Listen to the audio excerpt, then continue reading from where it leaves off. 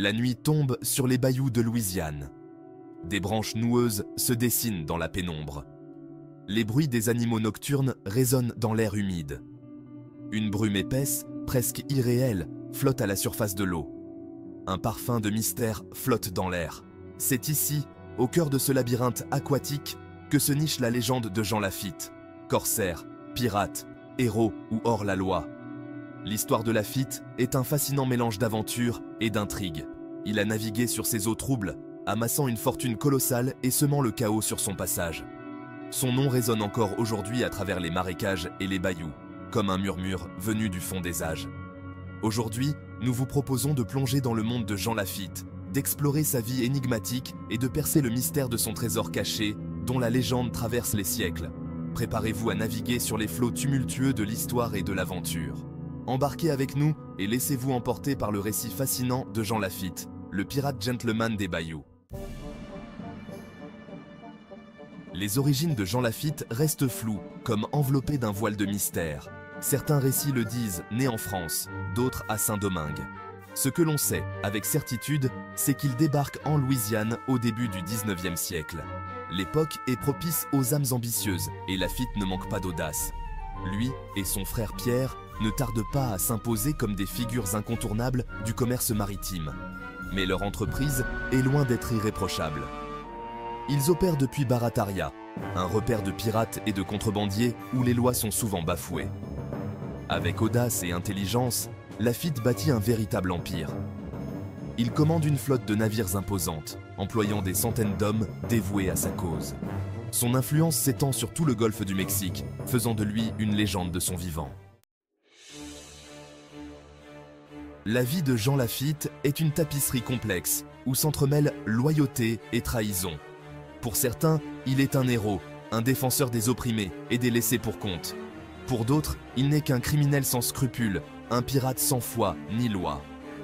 Lafitte s'est toujours considéré comme un corsaire, opérant avec une lettre de marque, un document officiel délivré par les gouvernements qui autorisait les corsaires à attaquer les navires ennemis en temps de guerre. Cependant, la frontière entre corsaires et pirates était souvent ténue, et Lafitte la franchissait allègrement. Au cœur de son histoire se trouve un dilemme moral qui le hantera toute sa vie.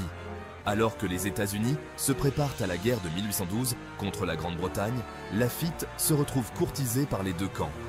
Son choix aura des conséquences dramatiques, changeant à jamais le cours de son destin. L'histoire de Jean Lafitte ne serait pas complète sans la légende de son trésor caché, un récit qui a traversé les siècles et continue de fasciner. Au fil des ans, des rumeurs persistantes ont circulé sur l'immense fortune amassée par le corsaire lors de ses raids audacieux. On dit qu'il dissimulait son butin dans les bayous impénétrables de la Louisiane, utilisant des cartes codées et des repères secrets pour brouiller les pistes. Des coffres remplis d'or, d'argent et de pierres précieuses, attendant patiemment d'être découverts, enfouis quelque part dans ce labyrinthe végétal. Mais le trésor de Lafitte est-il réel ou simplement le fruit de l'imagination fertile des hommes? La vérité se perd dans la nuit des temps, alimentant les spéculations et les rêves de richesse soudaines. Les bayous, cachette du butin de Lafitte? Les bayous de Louisiane, avec leurs paysages mystérieux et leurs voies navigables sinueuses, constituent le lieu idéal pour cacher un trésor. Imaginez Lafitte et ses hommes naviguant à travers les cyprès imposants, leurs barques chargées de richesses volées. Ils auraient pu choisir une île isolée, une grotte secrète, ou un cimetière oublié pour dissimuler leur butin. Les bayous, avec leurs eaux troubles et leurs marécages impénétrables, auraient gardé leur secret à jamais. C'est dans ce labyrinthe aquatique que la légende du trésor de Lafitte prend vie. Chaque banc de sable, chaque arbre noueux, chaque cri d'oiseau pourrait te renfermer un indice menant à la fortune du corsaire. À la poursuite du nombre, la chasse au trésor. Depuis des générations, la légende du trésor de Lafitte attire les aventuriers, les chasseurs de trésors et les rêveurs en quête d'aventure. Armés de cartes anciennes, de détecteurs de métaux et d'une bonne dose d'espoir, ils parcourent les bayous, espérant découvrir le butin du corsaire et connaître la gloire. Certains prétendent avoir trouvé des pièces d'or ou des armes anciennes, indices tangibles d'un passé glorieux, tandis que d'autres affirment avoir déchiffré des indices sur la localisation du trésor. Mais la vérité est que personne n'a jamais prouvé avoir mis la main sur la fortune de Lafitte. La chasse au trésor de Lafitte est une quête semée d'embûches, une véritable course contre la montre. Les bayous sont vastes et dangereux, et la nature a repris ses droits sur de nombreux sites potentiels. Mais cela n'empêche pas les aventuriers de poursuivre leurs rêves, mus par la fièvre de l'or et l'espoir d'une découverte extraordinaire. Indices et énigmes. Déchiffrer le passé. Bien que le trésor de Lafitte reste introuvable, des indices et des énigmes parsèment l'histoire, alimentant les spéculations et attisant la curiosité des chercheurs de trésors. Des cartes codées, des journaux intimes secrets et des témoignages énigmatiques offrent des pistes alléchantes aux chasseurs de trésors.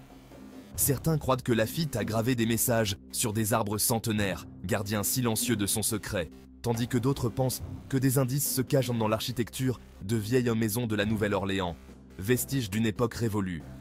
Chaque indice pourrait être la clé pour percer le mystère du trésor de Lafitte. Mais le temps et les éléments ont effacé de nombreuses traces du passé, rendant la tâche des chasseurs de trésors encore plus ardue. Mythe et réalité. Lafitte et la bataille de la Nouvelle-Orléans. L'histoire de Jean Lafitte est indissociable de la bataille de la Nouvelle-Orléans, un événement charnière de la guerre de 1812 qui a marqué l'histoire de la Louisiane.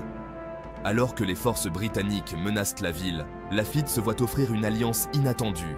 Les Britanniques, conscients de sa connaissance approfondie des bayous et de ses ressources considérables, lui promettent richesse et amnistie en échange de son aide.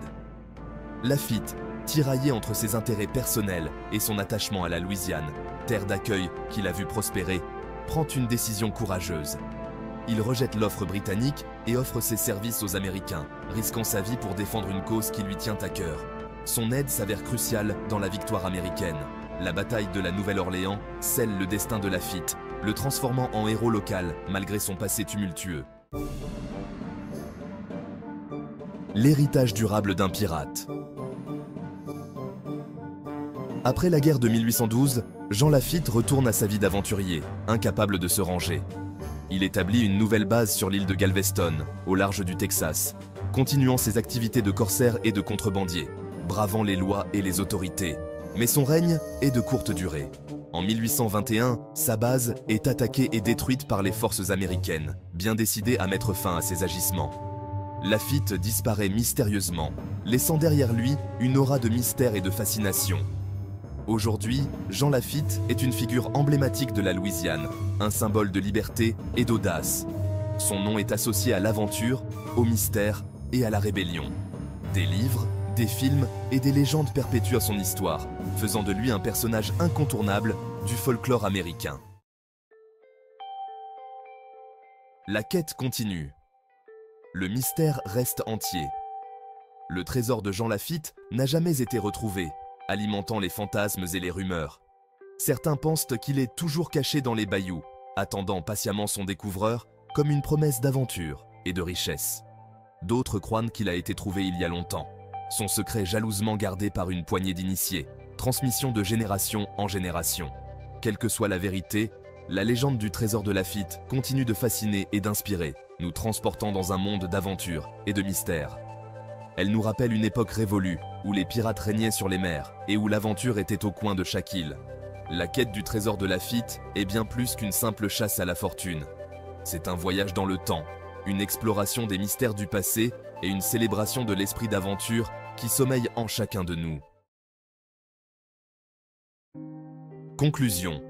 La légende perdure. Jean Lafitte, le pirate gentleman des bayous, continue de nous fasciner, même après 2 siècles.